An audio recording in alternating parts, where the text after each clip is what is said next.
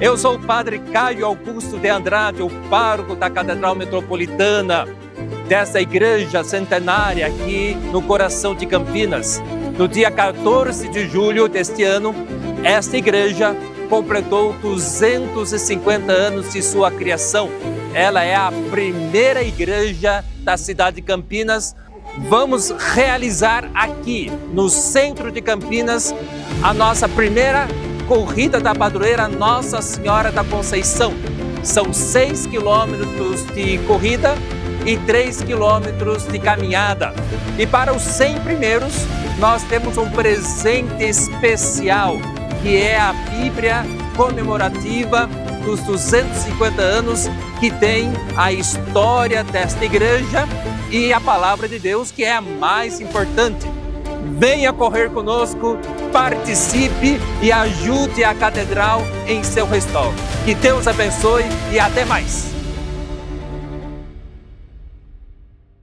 Bem-vindo ao nosso programa Conversa na Catedral.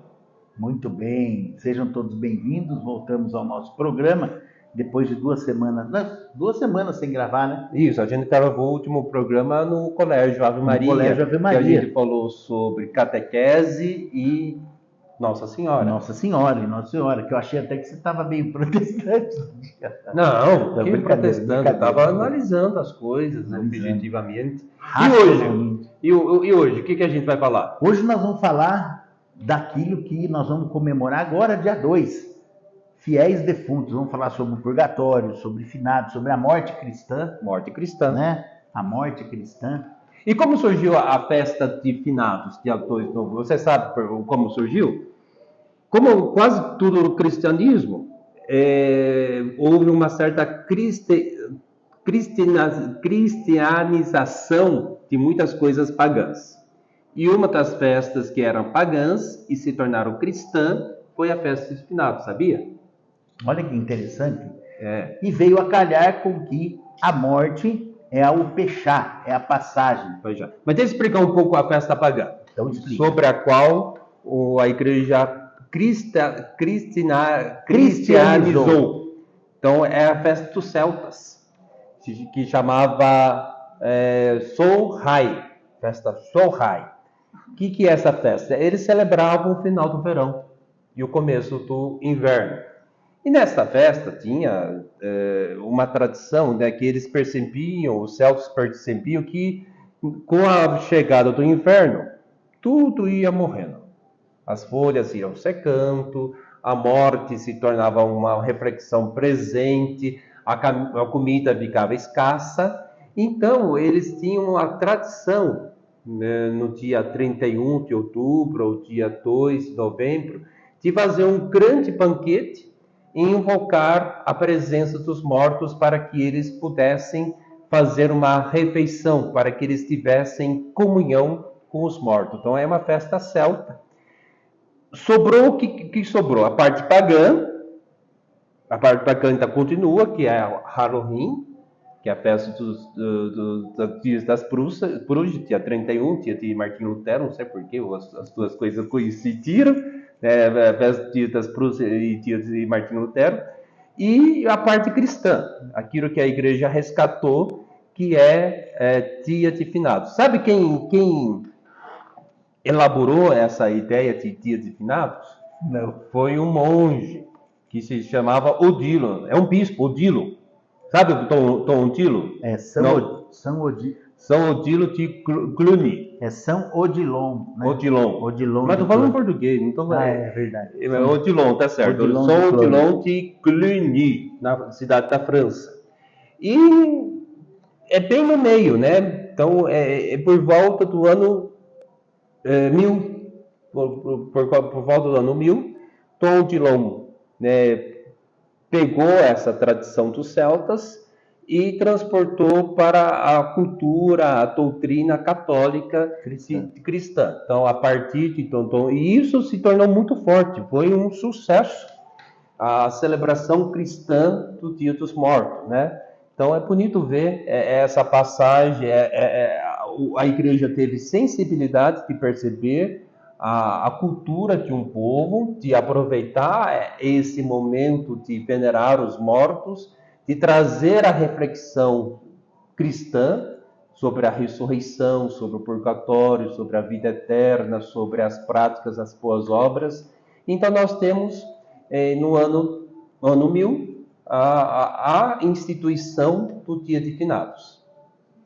Muito bem. Bom, duas coisinhas aqui que o Padre Caio citou, que é importante a gente retomar. Então, muitas festas pagãs, não que a igreja continua celebrando o paganismo. Não Mas quis dizer, isso. Houve uma cristianização Isso de uma festa pagã. Quando algo foi cristianizado, significa que aquilo foi levado à substância. Por exemplo, o Dia de Finados. O Dia de Finados, que na verdade é um nome popular, o nome é comemoração dos fiéis defuntos, né? Então, a gente já vê que a igreja, ela aproveitou, então, o que o Padre Caio disse, o Dia dos Mortos, para pegar aquilo que é de melhor. Que, imagina só, o pagão que tinha medo da morte, vem os cristãos e celebram, por exemplo, celebra a passagem da morte para a ressurreição de Cristo. Então, imagina, a festa, ela teve também uma denotação, né, maior. É interessante perceber que qual é o ponto comum entre o paganismo e o cristianismo? O paganismo celebrava um banquete e deixava os lugares vazios para que os mortos viessem, para houvesse uma comunhão. Isso era a festa pagã. No cristianismo, há comunhão entre a igreja militante, nós somos a igreja militante que está a caminho. No dia 1º é a igreja triunfante, que é todos os santos, que está no céu. Então nós estamos em comunhão com a igreja triunfante, que os fiéis que passaram por essa vida e já estão na glória, e há comunhão com a igreja padecente, que é a igreja do purgatório. Então, assim, a questão de comunhão parece que, tudo bem, transportou, né? Uma visão pagã para uma visão cristã, né?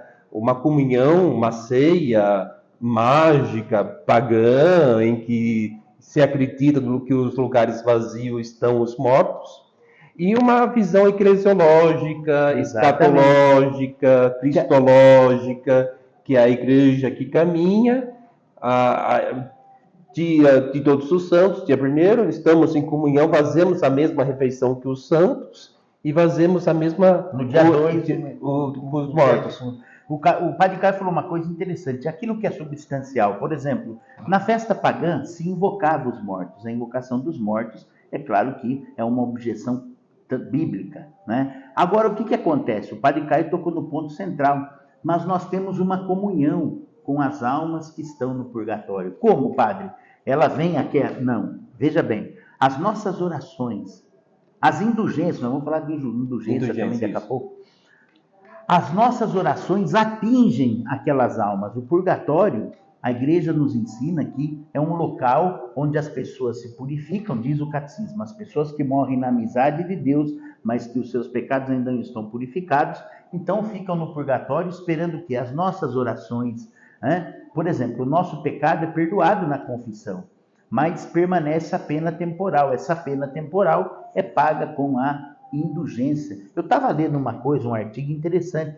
Você sabe que a Igreja Ortodoxa, ela ainda tem algumas coisas que a Igreja Ortodoxa ainda não acreditam, como a Igreja do rito latino, como a Igreja no Ocidente, né? Por exemplo, a questão do Dia dos Finados, eles rezam, mas não comemoram como nós na Igreja Ocidental, né? A Igreja Oriental, eles celebram muito no dia da morte, no dia da missa ezequial, que eles levam em conta, né? É interessante isso. Então, as almas que estão no purgatório, Padre, elas ficam lá, então. Como que será que é o purgatório? É um lugarzinho fechado, que a pessoa fica lá, trancada, sendo purificada no fogo, na água, no quê? Como que será que é o purgatório? E agora, uma questão importante, né? Faz parte da nossa fé, né? O purgatório, né? É um local teológico, né? Eu disse isso no meu exame de universo. O professor perguntou para mim, como é o purgatório? Eu falei assim, olha, como é, não sei. Mas Eu sempre lembro na minha aula, o purgatório não era um lugar ruim. É o como é a última oferta, é a última oferta da misericórdia de Deus. É a última oferta da misericórdia de Deus, né? Que você pode alcançar a salvação, né? Deus quer te dar uma oportunidade para se salvar. Se você aceita o purgatório, beleza. Você vai se purificar, é um fogo que purifica. Não que castiga. Exatamente. Tanto é que no dia do meu juízo, padre, nós vamos fazer um trato, hein? Um vai rezar pelo outro, hein? Tá bom. Rezar várias missas. Porque eu vou falar para você, se no meu julgamento Jesus falar assim, filho, você vai ter que ir para o purgatório, já vou sair muito feliz, né? Melhor do que em outro lugar, né? É melhor. O purgatório será uma graça. Muito bem. Então, tá chegando o finados, do dia 1º ao dia 8 tem as práticas de indulgências pelos mortos, né? Você queria falar um pouco sobre isso? Já que a gente está falando, porque esse dia 1º e dia 8 é o dia em que a gente ganha 8 indulgências, um em cada dia. Em cada dia. Bom, a indulgência, como o padre disse, então, os nossos pecados são perdoados na confissão, mas a culpa temporal, a pena temporal, perdão, ela permanece. Essa pena temporal se paga com a indulgência. A indulgência é algo espiritual, não é algo material. Por ser algo espiritual, é claro que nós adquirimos pela fé. Então, por exemplo, a igreja, ela é mãe.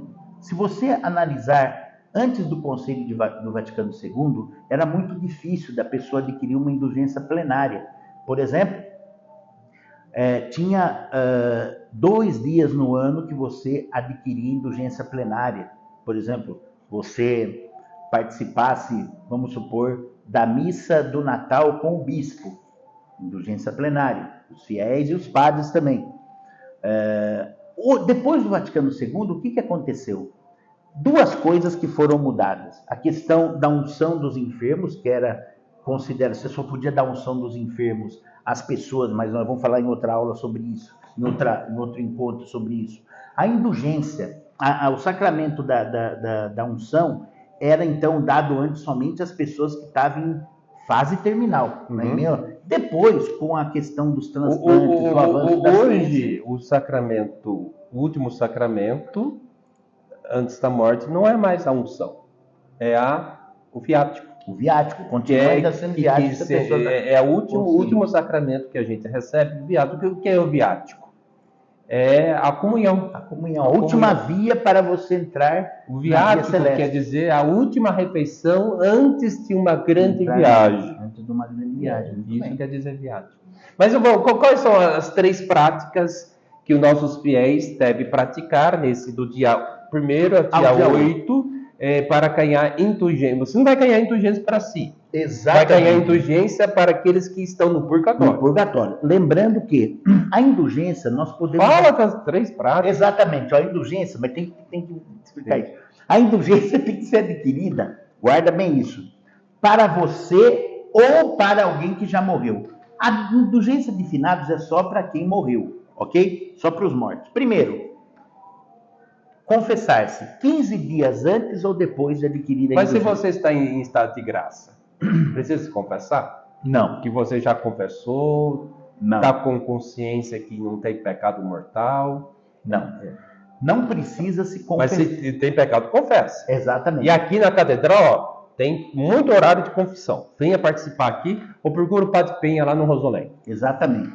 Então guarda bem isso aqui. Do dia 1º ao dia... Na verdade, é do dia 1º ao dia 8. No dia 9 já se termina o ciclo de indulgência de 8 dias com a Basílica, a dedicação da Basílica de Latrão. Então veja, primeiro, estar em estado de graça. Isso. Né? Segunda coisa, rezar no mesmo dia o credo, a oração do Senhor, que é o Pai Nosso, uma menção a Nossa Senhora, pedindo intercessão, e a intenção de rezar pelo Santo Padre, o Papa Francisco. Isso é importante. Não deixa de rezar pelo Santo Padre, o Papa Francisco. Isso tem que ter a intenção da indulgência ligada diretamente Mesmo que você não concorde com o Papa, eu adoro o Papa Francisco, rezo sempre para ele, mas você tem que rezar. Então não ganha indulgência, não. Exatamente, é importante porque isso faz parte da comunhão com a igreja, né? Creio no Espírito Santo, na Santa Igreja Católica, né? E hoje a gente vê que está crescendo muito o cisma de um lado, está crescendo muito, por exemplo, a negação ao Romano Pontífice. Isso é um perigo muito grande para a nossa espiritualidade, né? Nós acreditamos sim, o Papa Francisco é o Papa escolhido pelo Espírito Santo, escolhido por Deus, mesmo que muitos não aceitem, né? E a gente sabe que é uma questão política, não é uma questão espiritual, é uma questão política e ideológica de não aceitar o Papa Francisco. Indulgência. Estado de graça, oração pelo Papa, o que mais? Oração, estado de graça, oração pelo Papa. Tá, e o que mais? A oração do Senhor, Pai Nosso. Tá, mas o credo, que é o ato de fé. Tá. E por último... Não, faltando duas. Vamos lá. Primeiro, estado de graça.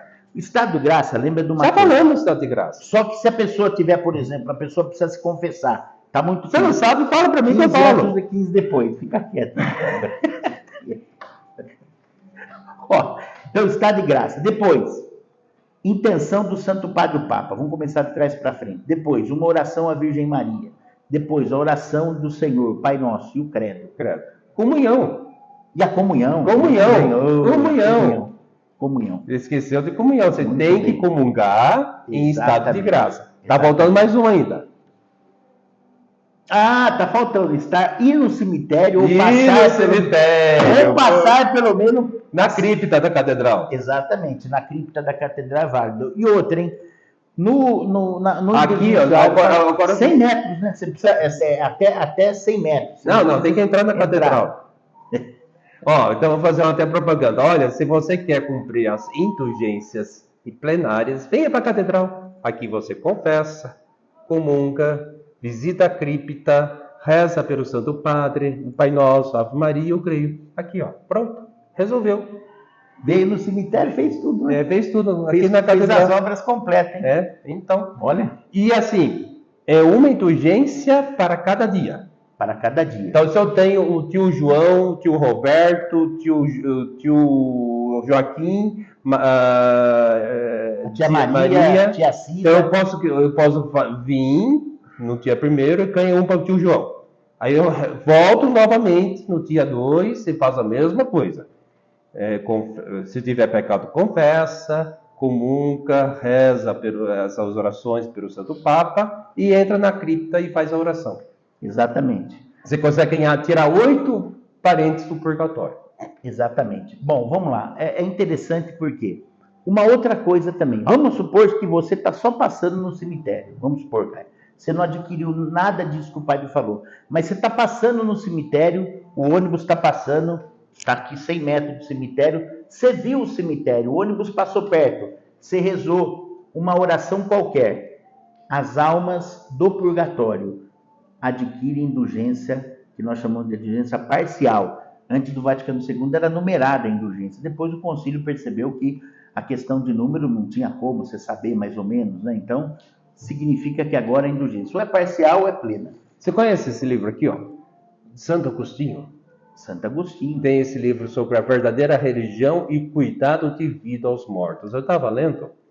E acho que é interessante falar, a gente está chegando nos dias dos mortos, né? Tem algumas questões, né, sobre a oração pelos mortos, sobre se os mortos podem se comunicar conosco, sobre a sepultura, várias questões. Você quer comentar um pouco? Você leu essa obra? Eu li, mas eu fixei só na parte da ressurreição da carne. Tá, então vamos comentar um pouco, né? É um livro muito importante para nós, para entender a vida e a morte cristã. Santo Agostinho recebe uma carta de um bispo amigo, camarada, tipo nós dois, que se chamava Paulino, não sei das quantas. O bispo Paulino conta a história... Não é o Paulino de Nola, não, né? Não, acho que Paulino de Nola. É o Paulino de Nola. Paulino de Nola ele recebe, então ele fala assim, e pergunta, Santo Agostinho, eu fiz errado? Teve uma senhora que enterrou o seu filho ao lado do túmulo, ou da cripta, do mausoléu de São Félix. E o fato de enterrar o meu filho, o filho dela ao lado do túmulo de São Félix, tá, do mausoléu, lhe dá uma vantagem, traz um benefício. O Paulino, o bispo lá de Paulino, ele falou que sim, só para consolar a viúva, a mãe que perdeu o filho. Mas o Paulino queria saber a opinião de Santo Agostinho. Como Santo Agostinho não é nem sim nem não, é toda uma questão teológica profunda, que esmiuça as coisas, ele começa falando o seguinte, ele cita 2 Coríntios, capítulo 5, versículo 10, que fala o seguinte, que cada um de nós vai ter que se apresentar diante do tribunal de Deus e cada um vai receber o bem e o mal. Cada um vai receber o bem e o mal que praticou durante a vida. Nisso, Santo Agostinho fala, olha, por mais que a gente reze, Deus vai ser justo. Se ele praticou o mal, sempre rejeitou a misericórdia de Deus, então ele vai receber o castigo que está reservado. Mas se ele foi uma boa pessoa, cristã, acreditou, por mais que a gente reze, Deus sempre vai ser misericordioso. Mas aí Santo Agostinho pergunta, mas qual é o sentido de rezar pelos mortos? Então, acho que ele fala, então, primeiro, é bom rezar pelos mortos, porque faz parte da tradição cristã. Lembra que nós falamos sobre a liturgia e falamos da igreja das catacumbas, que os cristãos rezavam nas catacumbas, rezando, quinta série, deixa quieto, quinta série. Então, eles rezavam lá nos túmulos dos mártires. Então, sempre rezou pelos mortos. Isso é bonito. Então, primeiro, faz parte da tradição da igreja. Segundo, quem reza pelos mortos professa a fé na ressurreição dos mortos. Então, Santo Agostinho fala, olha, é bom rezar pelos mortos porque estamos professando. Assim como Cristo morreu e ressuscitou, aqueles que morreram, os cristãos que pelo batismo morreram, vão ressuscitar com Cristo. E terceiro motivo é que a oração pelos mortos agrada a Deus. Mostra a nossa fé, o nosso interesse. É bonito. Muito bem. Bom, 3 coisinhas que o padre gostaria de falar rapidinho. Quando o padre Caio citou dos mortos, então, lá atrás, só para uma pequena... Voltar, não é corrigindo, não, voltando. O Halloween é importante, que é comemorar 31 de outubro, é diferente da festa do México, que é a comemoração dos mortos. Nos Estados Unidos se fez um rompimento, então, com a festa, que nós, né, se for ver a análise hoje, análise real, o Halloween acabou sendo 31 de outubro, né? Uhum. Ou seja, acabou sendo já uma festa totalmente, já voltou praticamente a um neopaganismo, né? Agora, a festa dos mortos, que é comemorada no México, juntamente com a festa de finados, que vai, então, do dia 2 ao dia 8. Outra coisa, terceira, interessante. Existe uma diferença entre ressurreição da carne e ressurreição dos mortos. Quem corrigiu isso foi o Papa Bento XVI. Interessante, isso é atual. Eu não sabia. O Papa Bento XVI. Veja, no credo niceno, nós falávamos ressurreição dos mortos. Só que o que aconteceu? No ano de 1011, mais ou menos, quando houve praticamente o confronto, né, entre a igreja do Ocidente e do Oriente, teve algumas questões, né, não só a questão filioque, que foi a questão, mas nós vamos explicar em outra aula, mas a questão também de a igreja ocidental, ela precisou rever. Então, a questão da ressurreição dos mortos precisou ser mais específica. E aí, então, por isso que no símbolo dos apóstolos se diz ressurreição da carne, relacionada aos sarques. Mesmo que nós percamos, por exemplo, a identidade da nossa carne, a nossa carne não seja mais vermelha, já vai perdendo o sangue, vai apodrecendo, vai tornando um tecido seco, né? Esse que vai se tornar em fragmento, ou seja, em pó. É daquele pó, daquele fragmento que haverá a ressurreição da carne, ou seja, daquele corpo. Nunca esqueçamos disso. A diferença da nossa fé e de algumas outras religiões que não professam a ressurreição na carne nem a ressurreição dos mortos, significa que nós acreditamos na ressurreição do nosso DNA. Tanto é que se você pegar um fio, a ciência explica melhor isso que a gente. Se você pegar um fio de cabelo, por exemplo, do Caio, que tem mais cabelo do que eu, se pegar, por exemplo, um fio de cabelo e tirar lá, dá para você fazer um mapeamento genético inteirinho. Se a ciência faz isso, por que Deus não pode ressuscitar do teu fio de cabelo, que sobrou, o teu corpo inteiro, né? Beleza. E o que mais? E a ressurreição, em vista também, que nós não falamos muito, foi sobre o Pechá, a passagem, que se tornou uma festa grandiosa, ou seja... Pessar, o que significa pessar? Pechá, né? Pessar. Êxodo, né? Êxodo, vem de passagem, né? Passagem, ou Páscoa, né? Pulo, ou Páscoa. Ele chegou e o anjo exterminador pessar, pulou a casa. Pulou a casa. E é interessante que a Páscoa e o Pessá, ou Pechá, né? Que no hebraico fala Pechá, né? Então diz assim que é importante essa conexão, porque assim como Deus passou naquela onde ferindo os primogênitos, agora Deus passa salvando, né, a humanidade com o sangue do seu Filho, que agora não usa mais o umbral das portas, mas a cruz, o madeiro da cruz. Então, com a morte de Cristo e a sua ressurreição, nós também morreremos e ressuscitaremos. Imagina, Santo Tomás fala que, perguntaram para Santo Tomás qual é os 2 maiores milagres de Jesus. Ele falou assim, 2. A transubstanciação e a ressurreição dos mortos. Tem uma frase latim, eu sempre gosto de citar frases decoradas, porque transmite uma verdade de fé bem elaborada, né? Então, os romanos diziam, né? Mors ialma vit. A morte é a porta da vida, ou seja, né, só entramos na vida verdadeira se nós passarmos pela morte, né? Então, a morte é a porta da vida, né? Então, não podemos encarar a morte como algo final, mas sim uma passagem, né? É interessante, né? Essa palavra inaua, inaua, vem do deus latim, romano, Iannuo, que é o deus de tuas faces, que conhece o futuro e conhece o passado, né? Então ele tem uma fase barbuda olhando para trás e uma fase jovem olhando para frente. Qual é o primeiro mês do ano? Janeiro, que vem de Iannuo, que é esse Deus que está mudança, tá transformação. E por fim, acho que queria só trazer uma questão, até um pouco combate ao espiritismo, que Santo Agostinho levanta nesse livro. Os mortos intervêm em nossa vida?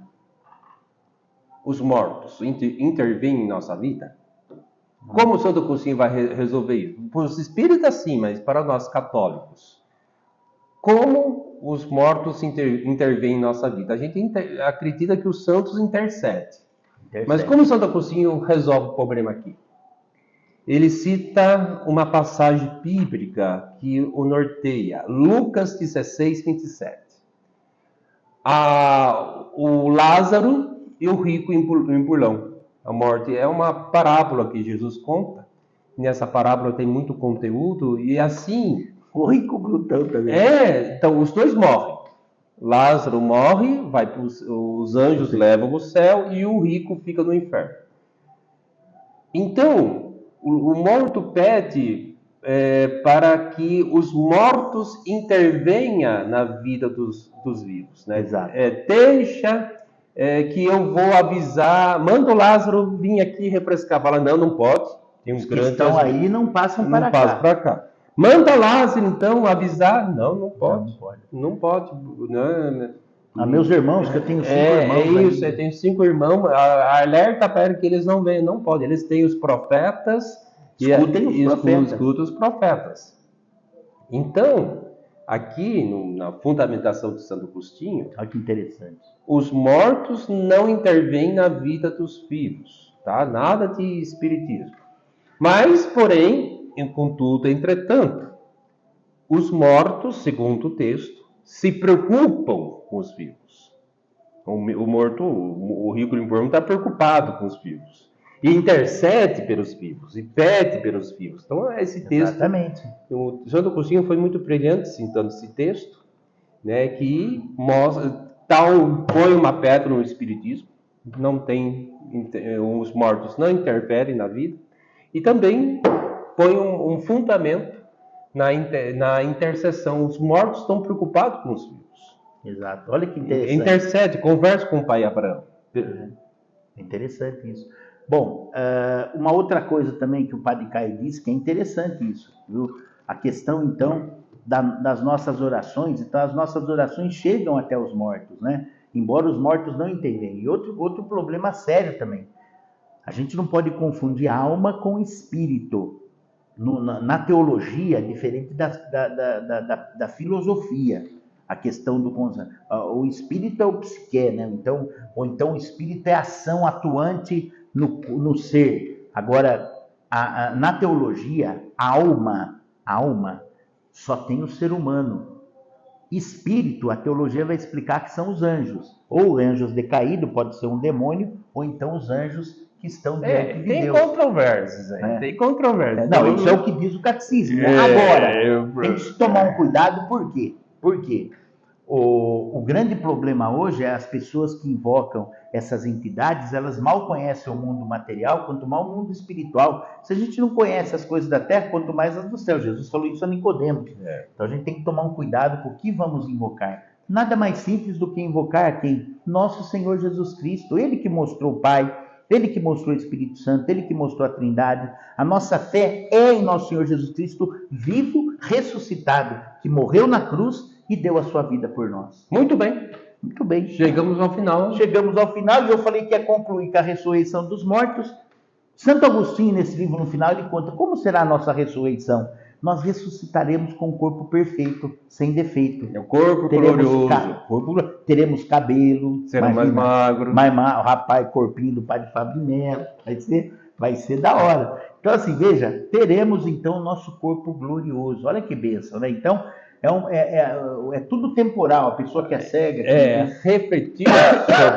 Refletir sobre a morte nos faz pensar na vida presente. Então, a gente apresentou uma perspectiva da vida e morte cristã. E a gente tem que aprender a morrer, também aprender a viver como cristão, seguindo Jesus. Então, que Deus abençoe vocês, né? Vamos encerrar o programa. Que hoje nós então, vamos visitar os cemitérios, vamos fazer as nossas orações, as nossas confissões e indulgência. E lembrando, quem vir na catedral faz tudo isso. E você confessa, você visita a cripta e você comunga e reza para o Papa. Muito bem. O Senhor esteja convosco. Ele está no meio de nós. E a bênção de Deus Todo-Poderoso, Pai, Filho e Espírito Santo, desça sobre vós e permaneça para sempre. Amém. Tchau, até mais. Até mais.